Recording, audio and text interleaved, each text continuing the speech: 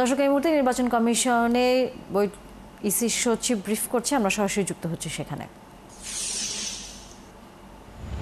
6,22,05,819 6,22,05,819 জন মহিলা, আর হিজড়া বা তৃতীয় লিঙ্গের 1230। এই মিলিয়ে হচ্ছে 12,63,07,504। ঠিক আছে, আপনি যেটা জিজ্ঞেস করেছেন আরপিওর ব্যাপারটা, আরপিও আজকে ভোটার তালিকার সাথে আরপিওটাকে সংযুক্ত না করলে আমি বেশি খুশি হব, কেন ওইটা নিয়ে আপনাদেরকে আমি পরে আবার ব্রিফ করব। আপনাদেরকে ধন্যবাদ। আমি আজকে এই মুহূর্তে আপনাদের সাথে ভোটার তালিকা নিয়ে কথা বলতে এসেছি। ভোটার তালিকা নিয়ে কথা বললাম। শুনানির ব্যাপারটা আপনারা যেটা আলোচনা, সেটা নিয়ে আমাদের কমিশন কাজ করছেন, আরপিও নিয়েও কমিশন কাজ করছেন। এই ব্যাপারে আমি আপনাদেরকে, আমরা তো বলেছে যে সেপ্টেম্বর মাস থেকে আমি আপনাদেরকে আমাদের কমিশন থেকে এবং সচিবালয় থেকে আমরা নিয়মিতভাবে আপনাদের সাথে কথা বলবো, যাতে এই প্রশ্নগুলো আমরা সাপ্লিমেন্টারি প্রশ্নগুলো হিসেবে নিতে পারি। আপনারা প্রতিবন্ধী ব্যক্তিদের জন্য আলাদা বা তাদের জন্য যদি ভোটার ভালোভাবে ভোট দিতে পারে তাদের একটা ব্যবস্থা করবেন।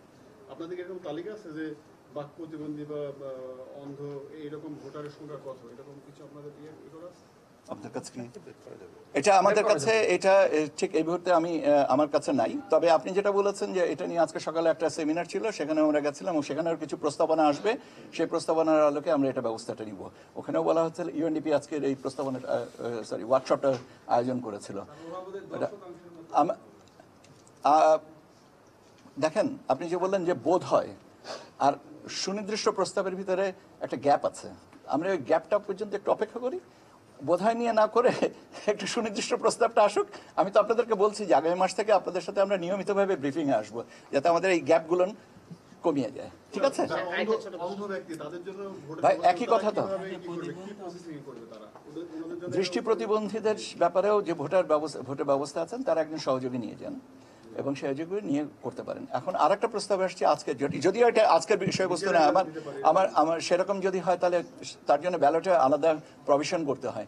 আমরা সেগুলো নিয়ে আলোচনা করবো। প্রস্তাবটা আসুক, তার পরবর্তীতে কতটুকু সম্ভব হবে কতটুকু সম্ভব হবে না, এটাও তো আমাদের পর্যালোচনার ব্যাপার। সব প্রস্তাবিত সময়ের প্রেক্ষাপটে, অর্থের প্রেক্ষাপটে, বাস্তবতার প্রেক্ষাপটে তো গ্রহণযোগ্য, বাট আমরা চেষ্টা করবো যতটুকু ওদেরকে সহনশীলতার পর্যায়ে আনা যায়। যে ভোটারগুলো বাদ দেওয়া হয়েছে, এটা যদি কোনো দাবি আপত্তি পরে যদি তারা দাঁড়ায় বলে যে না আমরা ভোটার, এরকম কোনো ব্যবস্থা আছে? পর্যালোচনা করার সুযোগ তো সবসময় থাকে। আপনাদের নারী ভোটারের সংখ্যা বেশি, সার্বিকভাবে তো নারী ভোটারের সংখ্যা কম। এটা পরিসংখ্যানগত বিশ্লেষণ, এই পরিসংখ্যানগত বিশ্লেষণগুলো এখনো করিনি।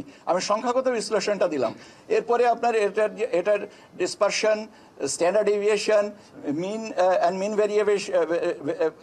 ভেরিয়েশনগুলো আমরা যখন আলোচনাটা করব, তখন আপনার প্রশ্নের উত্তরটা বোধহয় আরো দেওয়া সহজ হবে। অনেক ধন্যবাদ আপনাদেরকে।